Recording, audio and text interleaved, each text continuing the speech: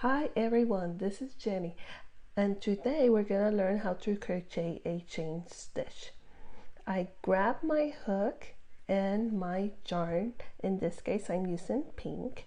I love this color, and I'm gonna grab it and wrap it around my finger, pull it over, and then hold it with these two fingers. I grab my hook, I pull it over and do a way around, and then hold it with two of my fingers, then start pulling it through that loop that I did. Remember to fasten this loop and make sure that it can move.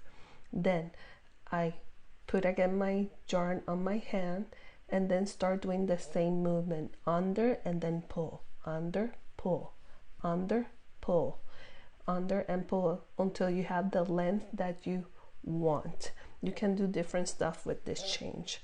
Thank you for watching and hope to see you in the next one. Bye.